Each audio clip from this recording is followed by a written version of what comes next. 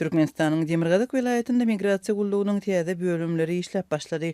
Bu bir näçe ay udaga çeken nowatlaryň arasynda we pasport almagy tinanşýan onlarça adamyň muňa öz nägileligini açyk bildirmegine degişli bir näçe wakadan soň boldy.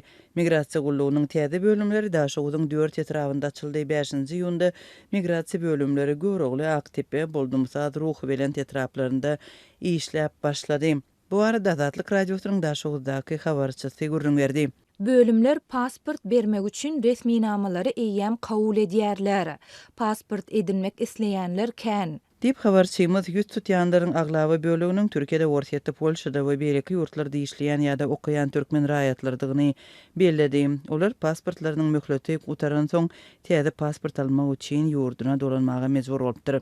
Munun Daşoğuz vilayetinde migrasiýa gullugynyň diňe 2 şahamçysy işleýärdi. Olar Daşoğuz we Könürgen şäherlerinde ýerleşýär. Demirgazyk tebitinde bir wada migrasiýa gullugynyň bir näçe täze şahamçysynyň açylmagy yerli ýerlatyň nowatlar bilen baglanşykly köpçülikli nägilelik bildirip geçiren çykyşlarynyň ýa-da gawat geldi.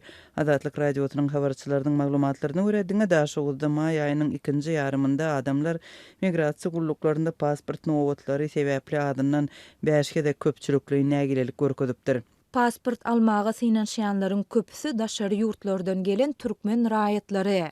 Olar nägileligini aça-çan aýdýarlar. Görnüşinde nägileliklerin güýçlenmegi häkimetleri ilatyň zerurlyklaryny kanagatlandyrmagyň zerurlygy barada pikirlenmäge, täze migrasiýa bölümleri açmaga mejbur etdi. Dip anonim gürleşen yerli çeşme aýtdy. Azatlyk radiosynyň Türkmenistanyň migrasiýa gullugynyň wekillerinden resmi maglumat almak üçin eden synanşyklary netije bermedi. Ýylatyň daşary ýurtlara seýahat etmek üçin biometrik pasport edinmek islegleri barhartyar.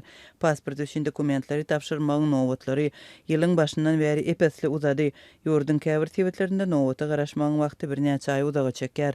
Beýleklerde pasportlaryň berilmegi käbir pursatlarda doly toktatyldy. Hususan da Liwap vilayetinde pasport almak üçin şu günler dekabr ayına nowata ýazylmaly bolýar.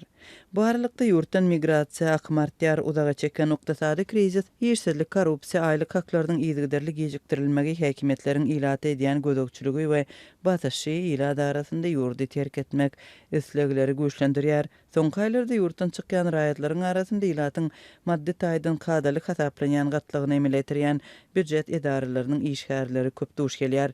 Habarçymyzyň sözlerine görä diňe Daşoğuz vilayetinde bilim we saglygy saklaýyş edaralarynyň ýüzlerçe işgäri ýakynda işini terk edipdir. Köpler işini taşrap Birleşen Arap Emirlikleri, Türkiýe we Russiýa gidýärler. Ýokary bilimli hünärmenler bu aýlyk bilen ýaşap bilmeýärler. Lukmanlar 10 sagat işleseler-de maşgalalaryny ekläp bilmeýärler. Dip Daşoğuzyň döwlet edaralarynyň biriniň işare etdi. Türkmenistanda iň pes aýlyk 1160 manat, ýagny Türkmenistanyň Merkezi bankynyň kursy boýunça 331 Amerikan dollaryna barabar, Garabadyryň narhy boýunça bu 60 Amerikan dollaryna barabar.